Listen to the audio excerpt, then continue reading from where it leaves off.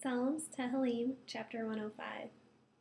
Give thanks to Adonai, call on his name, make his deeds known among the peoples.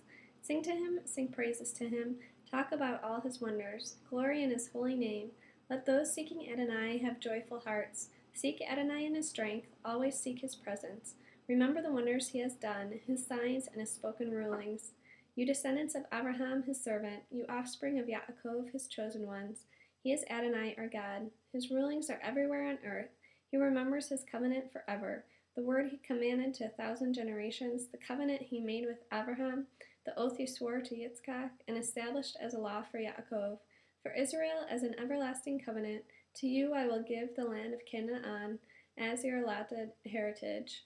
When they were but few in number, and not only few, but aliens there too, wandering from nation to nation, from this kingdom to that people, he allowed no one to oppress them.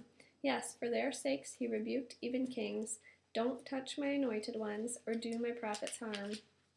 He called down famine on the land, broke off all their food supply, but sent a man ahead of them, Joseph, who was sold as a slave. They shackled his feet with chains, and they bound him in irons, until the time when his word proved true. God's utterance kept testing him. The king sent and had him released. The ruler of people set him free. He made him lord of his household, in charge of all he owned, correcting his officers as he saw fit, and teaching his counselors wisdom. Then Israel too came into Egypt. Yaakov lived as an alien in the land of Ham. There God made his people very fruitful, made them too numerous for their foes, whose hearts he turned to hate his people and treat his servants unfairly. He sent his servant Moshe and Aaron, whom he had chosen. They worked his signs among them, his wonders in the land of Ham. He sent darkness, and the land grew dark. They did not defy his word. He turned their water into blood and caused their fish to die. Their land swarmed with frogs, even in the royal chambers. He spoke, and there came swarms of insects and lice throughout their land. He gave them hail instead of rain, with fiery lightning throughout their land. He struck their vines and fig trees, shattering trees all over the country. He spoke, and locusts came, also grasshoppers without number. They ate up everything green in their land, devoured the fruit of their ground. He struck down all the firstborn in their land, the firstfruits of all their strength.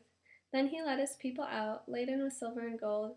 Among his tribes not one stumbled. Egypt was happy to have them leave, because fear of Israel had seized them. He spread out a cloud to screen them off, and fire to give them light at night. When they asked, he brought them quails, and satisfied them with food from heaven. He split a rock, and water gushed out, flowing as a river over the dry ground, for he remembered his holy promise to his servant Abraham.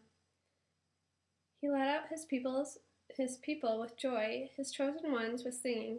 Then he gave them the lands of the nations, and they possessed what peoples had toiled to produce, in order to obey his laws and follow his teachings. Alleluia.